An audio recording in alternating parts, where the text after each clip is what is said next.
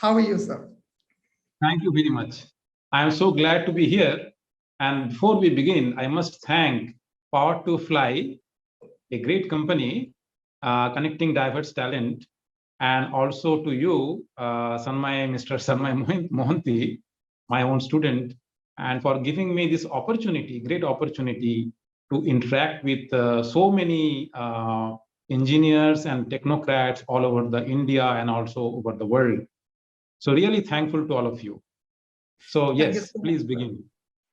So, sir, before we begin, so just let us know a little bit about, your journey in, helping students. So first of, so let me just tell you that Neogi sir has been my professor from my college days, and, he has helped a lot of students, cope up through their college journey, through those imposter syndrome days when, when you're thinking, am I adequate enough for this journey ahead? So when you find someone like Neogi sir, who holds your hand and tells you that, okay, what you have is enough, and you are ready to take on this world and go on this journey called life. So Neogi sir, just tell us more about how you started with Sankalp and how did this journey with helping students started, because you have been a great help in my life. So how did this part came into your life, and how was your student journey like? So tell us more about that. Well, my journey and my days in LNM IIT has been quite interesting right from the beginning. And I had the experience in IIT Kanpur of starting a social club, a kind of social club. So we are involved in that social club. So we imparted the same philosophy over here to start another club known as by the name Sankalp. Yeah. And so here, what we did that in Sankalp, we basically try to understand life in its totality. And we involve ourselves along with the students in different social service activities. So through social service activities, whenever you are involved, you feel a lot of joy within you. Absolutely. And then along with that, we read different books and philosophies of great people. And from there, we try to understand what actually the life is. And then if we really understand life, we can lead the life in a meaningful manner. So that is how the journey started in 2004. And now presently, I am made the central lead of Center for Wellness and Positive Health. So exactly the same way I am looking after and I am interacting with the students, and whatever the students' problems are, I discuss with them and try to give them the solutions. Along with that, we also have a counselor. So that is how my journey over here in LNMIT is. And I enjoy interacting with the students. Yes. Absolutely, sir. So let me just drill down a bit on since you're the lead currently for Center of Wellness and Positive Health. So can you tell us a bit more about, how it helps students, to cope up with the academic, because engineering is a pretty academically rigorous course, and at times that pressure can be brutal. So how does the Center for Wellness and Positive Health help its students to cope up with that and cope up with their mental health and provide them wellness support? Yeah. So you see, I was here appointed as a chief warden for twice, and also my involvement with Sankalp. So I have been interacting with the students for a long time. Yes. And then what I find that the students over here, whatever their problems are, the different kinds of problems at different times. Sometimes it is the relationship issues, sometimes the academic issues, sometimes the family issues. So there are different kinds of issues, sometimes the depressions and all. Sometimes the students are involved in a lot of things like drugs and or maybe cigarettes or something like this of this kind. So different kinds of issues, whatever happens in the hostel life. So that I have been seeing over a past many years. So whenever students face these problems, the first thing that I do is I listen to them. And the counselor, the best counselor is he or she who listens to the problems of the person who is involved. So that is what I feel, that whenever students come to me, first of all, they are free to talk and talk. They are free to open up their mind, and they talk to me. So when they talk to me and they open up their mind, half of their problem is gone. All right. And Totally then I agree. try to see, what is the problem. It is difficult because different students are having different kinds of problems. And depending upon their situation, I suggest them, what he or she should do. And if the case is serious, then we suggest them to go to the counselor, also to the psychiatrist. That is how, the Center for Wellness is working. We also have some other faculty members and students along with us. Yeah. That's so great. That's so great, sir. And I love the fact that, you have provided, a venue where students can come and talk. And today is Guru Purnima, and, you have kind of redefined, at least in my vision, the student-teacher relationship that is out there. Because, sometimes it seemed to be a little, what should I say, more formal in nature, but in my opinion, the conversation that I had with you, you have opened in a venue where somebody who has just grown from his teenage years and who's really confused in life gets an avenue to talk about their problems and talk about the issues that they're facing and get a perspective, get a bird's eye view perspective from a person, who has seen it all and, who has an experience about all of those things. So thank you so much, sir, for, opening that avenue up for all those students. I myself have been a beneficiary of that avenue. So let me call that out. And, I'm much indebted to you for providing me that. So moving forward, so one of the things, you have been most passionate about alternative health and, your vision for holistic approach to health.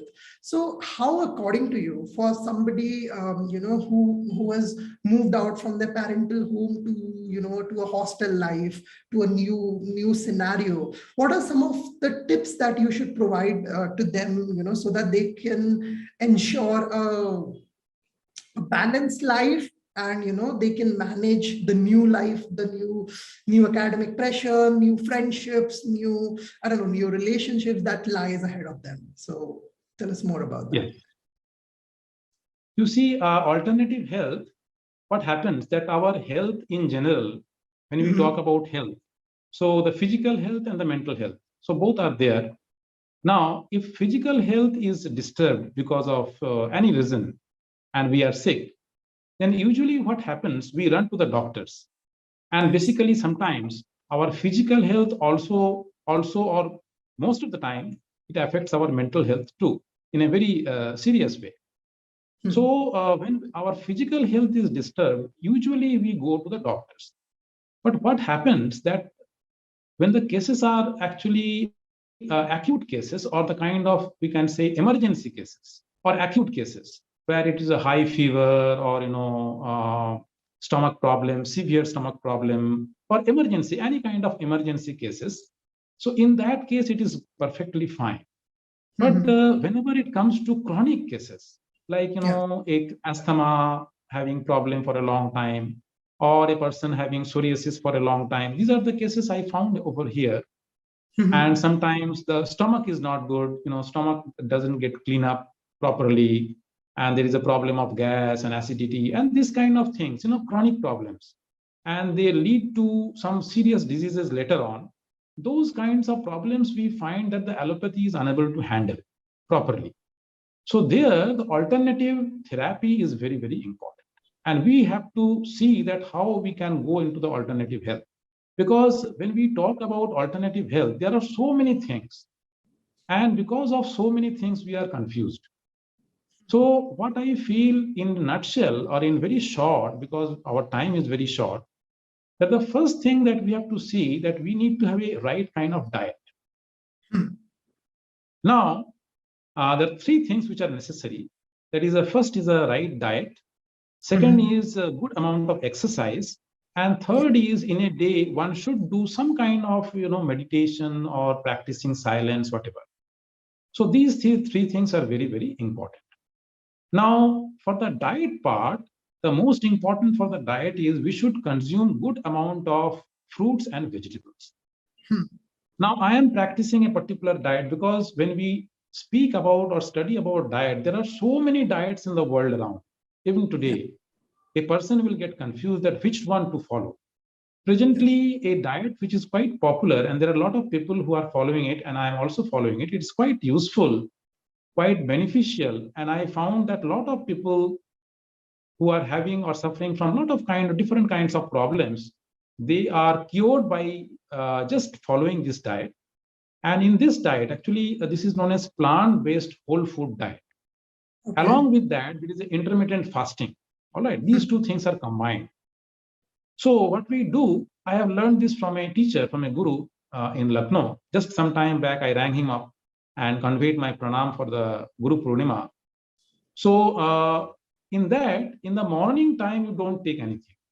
All right. Okay. So there is total fast morning time. You don't take tea or anything. Only hot water you can take. In morning, you don't take anything. There is a total fast. And at 12 o'clock or 12:30 or 1 o'clock, you take fruits. Any kinds of different kinds of fruits together. So your first food is fruits. Morning time, there is a fasting. At 12 o'clock or noon time, lunch time, you are taking all fruits. At 4 o'clock, you take a vegetable made up of any kind of vegetable, less of potato. And at night, you take any kind of, whatever kind of food that you take usually, that is your chapati or dal and rice, all kinds of, whatever you take, complete food that you take, you can take whatever you like at night. So this is in nutshell about the whole diet. Now, if you can replace your chapati or rice with another food, which is also very good, and that is millet. All right, millet and quinoa. So these things are, if you take it, you will see that your weight also will reduce, and not only that, your stomach will be better, your motion will be better. So if you can practice this, if somebody practice this for a longer time, then one can see the benefit. So that is about the food. Second is about the obviously regular exercise or yoga exercise, whatever you feel like. There should be good amount of exercise regularly. And the third thing is meditation. Now there are different kinds of meditation. Again, there it is difficult to mention all the different schools of meditation. But some simple meditation technique is you sit straight with your spine erect, close your eyes, just breathe, observe your breathing for some time, and just leave the mind for some time, 15 minutes. Wherever the mind goes, let it go. So just if you sit down straight, keeping your spine straight, just observe your breathing for some time and leave your mind. Just sitting 15 minutes or 20 minutes, you will feel a lot of relaxation and you will feel better. So these are the first three things that one should do. And for doing that, the first practice that one should bring into the life, this is very, very important, because what happens that we listen to a lot of talks, because now there are a lot of talks on health and mental health. We read a lot of books, but we don't practice. It is a practice which is very, very important. So the first practice we should do is getting up early in the morning. That is at 5 o'clock. If we can get up early in the morning, and we can take an early morning bath, we can do some meditation, we can do some pranayam, some exercise, breathing exercise, we can do some yogic exercises, or we can walk for some time, and then we can plan up for the whole day. So that is one of the best thing that we can do. Now there are people will say that we have difficulty in getting up. For that, the best way is that before you get up, that means the day before, you lie down in the bed exactly the way you lie down during your sleeping time, and immediately think that your alarm clock is there. You get up from the bed and you stop the alarm clock, and then you stretch your hand twice or thrice. Do this practice 8 or 9 times. You will see that your subconscious mind will be strengthened. And the next day you will feel that you are able to get up along with your alarm clock, or you are able to get up at 5 o'clock. So if one can make this practice, that is very good. Other than that, if you have any problem, I think the best thing to do is there are two other medicines. One is homeopathy and other is acupressure. So these two things are very, very beneficial. In a nutshell, this is what I would like to say. That's so great, sir. For today's generation, which has been like work from home from so long, and we have been sitting in our chairs all day long, and consuming through the screens, and the blue light is affecting our eyes and all of those things. So I believe all the tips that you mentioned, if somebody is able to inculcate that into their routine, they'll see immense benefits. So thank you so much, sir, for that. My other question would be, drilling down on that. Since you mentioned a bit about the diet, right? So for somebody, for folks and for people for most of the participants that we have in this call, who are tech people who are sitting on their laptop for countless hours, what would be your tip for strengthening their vision? Or is there any specific diet that comes to your mind, or is there any specific practice that somebody can inculcate during their hectic lifestyle that most people in tech industry have to kind of have a holistic life? Well, what I suggest that while we are sitting in our computers, like in my office, if you ever come, you will see a yoga mat here. So whenever I get time, like before lunchtime or before, at 4 o'clock, often I am not very much regular, but, I'm thinking to be regular more often, that there are a lot of small yogic exercises, or, you can say there are exercises or some yoga postures. Now, what one can do, that even, there are some exercises which you can do sitting in your chair. All right. Some stretching exercises you can do. And so those are there, if you see in the net, and all those exercises are there, and one can practice them. But the whole thing is one has to take a sankalp, all right, that I have to do it. The problem is we talk a lot, but we don't do it. So at least, if I say that today after this discussion, each one of us tomorrow get up at 5 o'clock in the morning, that will be great. At least, one thing we can practice, getting up early in the morning. And you will see that the moment you get up in the morning, and if you take a early morning walk, throughout the day, you will feel very energetic. Automatically, you will feel energetic. And sometimes the cancer patients, you may not believe, the cancer patients are cured just by doing this practice. So, we have to inculcate this practice into our life. That is very important. At least, we have to start with one practice. That's so great. So, as you mentioned, one thing that, today's generation, with all these resources available at our fingertips, we are talking too much, but, we are not actioning most of the resources that we consume.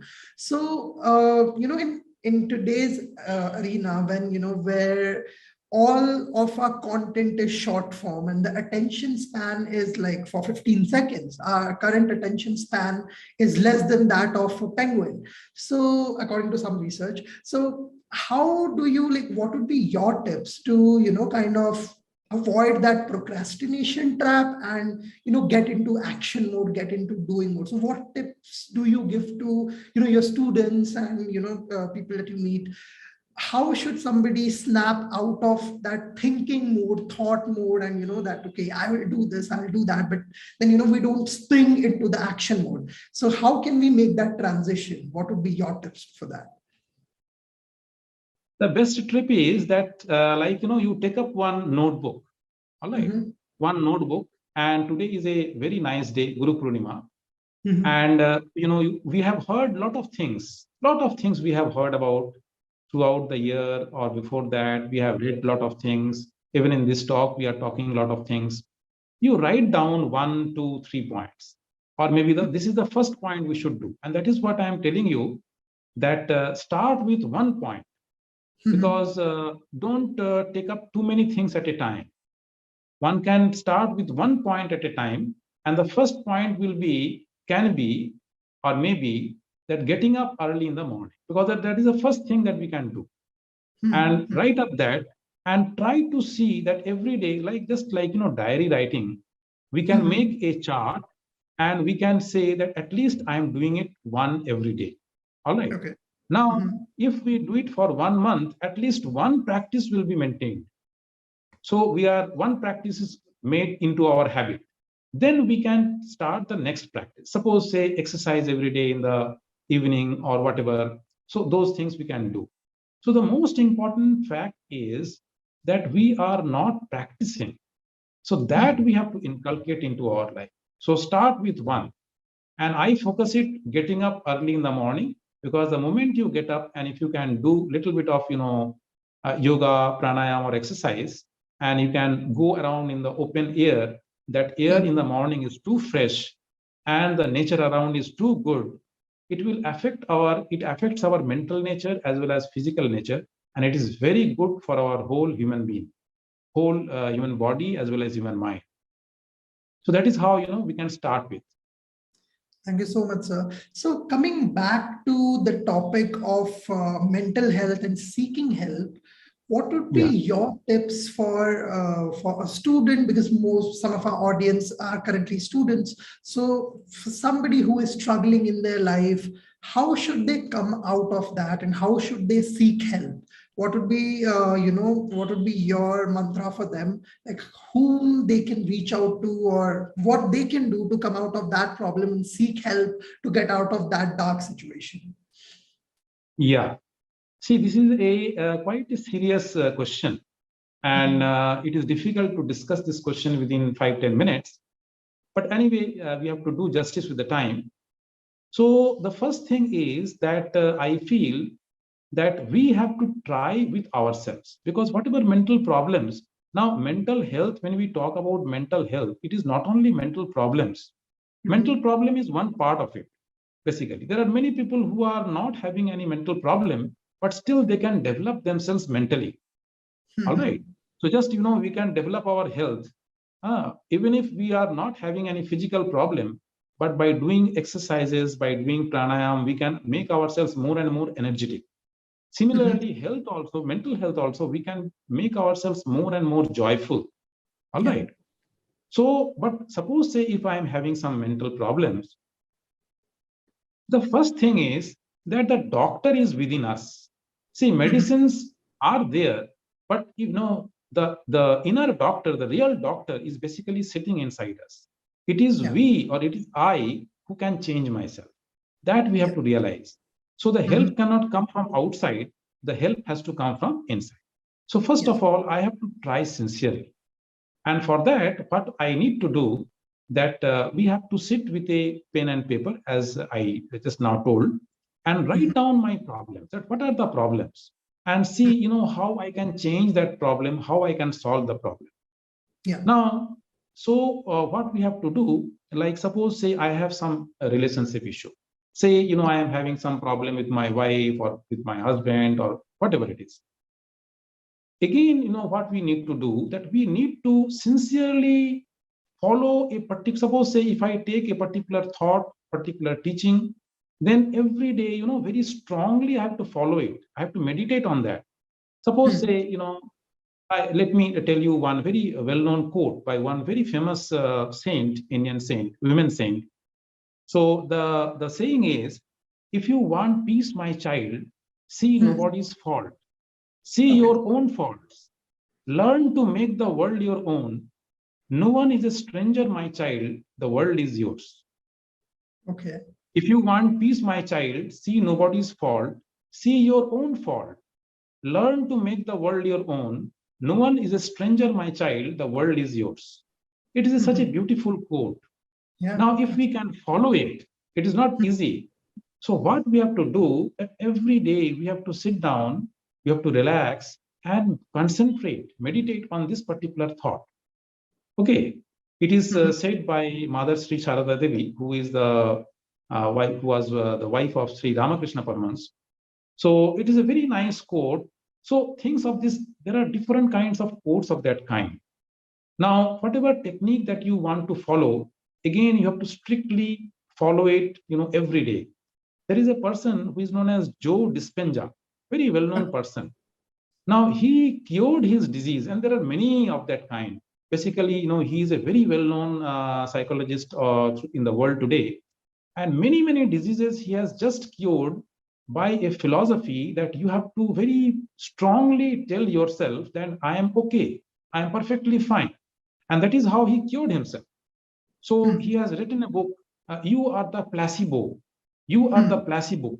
Whatever thoughts you think, you will become like that. So the thoughts are very, very powerful. So he has written that book, and I think each one of us should read that book. It is a very nice book. There are many other cases like that. So that is the first thing that we should do to try ourselves. The second thing is, suppose say if I am too weak, finding myself unable to solve the problem, we should seek the help of others. We should speak to the other. We should never keep it to ourselves. Maybe to our parents or to our friends or to our girlfriends or to our seniors who is close to us. We should we should open up. We should open up and discuss the matter with them. And others may help also. Now, if the case is serious, more serious than that, then we have to take some professional help. Now, in the professional help, there are different cadres. The first is, we call them as a counselors. They are basically counselors, psychologists. They are also psychologists, but they are known as counselors. So they can counsel basically stresses and normal conditions and stresses. But if you find that no, they are not able to help me, then we have to go to little more serious people, and they are known as clinical psychologists. All right, they are also psychologists. We call them actually psychologists. The first one actually the counselors. The second are psychologists. So they will diagnose your problem. They will go into the root cause of the problem. They are more into the pathology part of the disease part of it. That what actually the disease you are having, if there is some kind of mental disease. But they cannot prescribe medicines. All right. Now, if they feel that you need to take some medicines, then you have to go to psychiatrists. So there are psychiatrists who are basically MBBS doctors plus MD. All right. So they are specialized into that. So they are doctors, full-fledged doctors. And I know there are many patients I know that they have taken these medicines, and by taking these medicines, the medicines have helped them a lot to overcome the problem. So if it is needed, one should go to psychiatrist and take allopathic medicines. But along with that, I must tell you that before going to allopathy, if one goes to homeopathic doctors, even in homeopathy, there are good medicines. Like, suppose I can tell you, if a person is having a tendency, suicidal tendency, then there is a very good medicine in homeopathy. Now, I cannot tell you that name of the medicine because the doctors will only decide which medicine to give, but there are good medicines. I know that, the doctors have shared with me, if some problems are coming to you because of some breakups, some love affairs breakup, and there are a lot of good medicines in homeopathy which can help. Then there are a class of medicines which are made from flowers, back flower remedies, they are known as. All the remedies basically have, so all these remedies are basically help the mental patients. So back flower remedies. So these are also good medicines. So one can go to the homeopathic doctors also. So these are the way one should go and meet different people according to the level of the problem. Thank you so much, sir, for sharing out all of these tips to help, in aiding mental health for technical professionals. I'm sure that all of our audience would go home with, a lot of takeaways from this session. Thank you so much, and we were glad to host you for this session. Thank you very much. Thank you very much. Thank you so much.